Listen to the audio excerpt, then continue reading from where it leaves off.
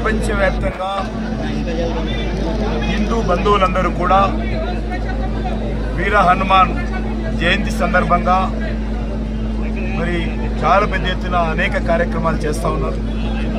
ఈరోజు దేశంలో కూడా ప్రతి ఆంజనేయ స్వామి మందిరంలో కావచ్చు, ప్రతి బస్తీలో, ప్రతి గ్రామంలో కూడా ఎంతో ఉత్సాహంగా భక్తి శ్రద్ధలతో ముఖ్యంగా యువకులు ఈ యొక్క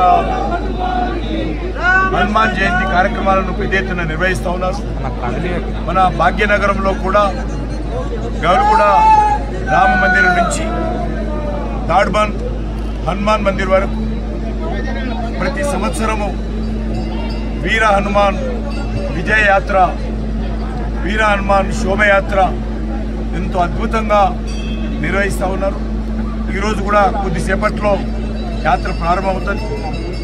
ఈ సందర్భంగా ప్రత్యేకత ఏంటంటే దేశంలో 550 సంవత్సరాల క్రితము విదేశీయులు మరి అన్యాయంగా అక్రమంగా కోట్లాది మంది హిందువుల యొక్క మనోభావాలను దెబ్బతీస్తూ అయితే రామ మందిరం ధ్వంసం చేయడం జరిగిందో 550 సంవత్సరాల తర్వాత ఈరోజు అయోధ్యలో రామ మందిరం నిర్మాణం జరిగింది.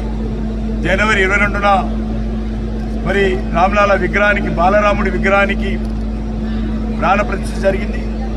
ఈరోజు అయోధ్యలో రామ మందిర నిర్మాణం తర్వాత మొదటి హనుమాన్ జయంతి ఈరోజు దేశవ్యాప్తంగా గ్రామ గ్రామాన ప్రజలందరూ కూడా ఎంతో సంతోషంగా జరుపుకుంటున్నారు. ఈ సంవత్సరం ఇది ప్రత్యేకత. ఈ సందర్భంగా నేను దేశంలోని ప్రతి రామభక్తుడికి మనస్ఫూర్తిగా హృదయపూర్వకమైనటువంటి హనుమాన్ జయంతి శుభాకాంక్షలు తెలియజేసుకుంటున్నాను. శ్రీరాముడికి మొదటి భక్తుడు హనుమంతుడు కాబట్టి ఆ హనుమంతుడి జయంతి ఈరోజు ప్రజలందరూ కూడా కులాలకు అతీతంగా, భాషలకు అతీతంగా, ప్రాంతాలకు అతీతంగా అన్ని వర్గాల ప్రజలు కూడా ఎంతో ఉత్సాహంగా నిర్వహించుకుంటున్నారు.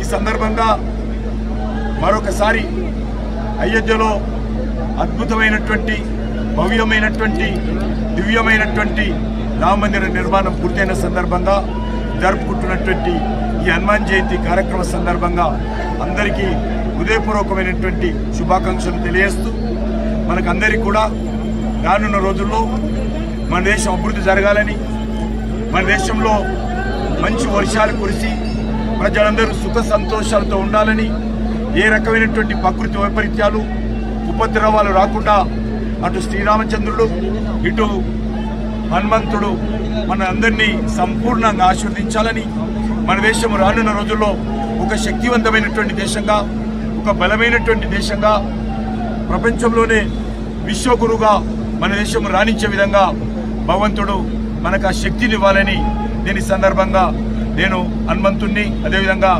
మన భగవంతుడైనటువంటి శ్రీరాముని సందర్భంగా ప్రార్థిస్తున్నాను. చెప్పండి, అయోధ్యలో రామ మందిరం పూర్తి చేసిన తర్వాత మరి నెక్స్ట్ వచ్చే హనుమాన్ జయంతికి ఇంకా టార్గెట్ పెడుతున్నారు? గవర్నమెంట్ ఏం టార్గెట్ ఉండదు, ప్రజలు నిర్ణయిస్తారు, భక్తులు నిర్ణయిస్తారు, వాళ్ళందరూ కూర్చొని వాళ్ళు నిర్ణయిస్తారు. మేము గవర్నమెంట్గా ఏమి చేయడం లేదు. వాళ్ళు ఏదైనా నిర్ణయిస్తే మా జోక్యం అవసరం ఉన్నప్పుడు, ఉదాహరణకు మరి కాశీలో మా archaeology survey of India survey చేసి నివేదిక ఇవ్వాలని కోర్టు ఆదేశించింది. దాని ప్రకారము వాస్తవాలను, fact archaeology survey of India నివేదిక ఇవ్వడం జరిగింది. ఆ రకంగా కోర్టు ఏదైనా చెప్తే తప్పకుండా మేము మా తరఫున చేయాల్సినటువంటి వాస్తవ దృక్పథాలను ప్రజల ముందు, న్యాయస్థానం ముందు పెట్టేటువంటి ప్రయత్నం చేస్తాం. అందరి వాడు శ్రీరాముడు ఈ రకం కాదు, ప్రతి ఒక్కరికి దేవుడే అయినా మరి అది శ్రీరాముడు ప్రార్థించాలా, శ్రీరాముడు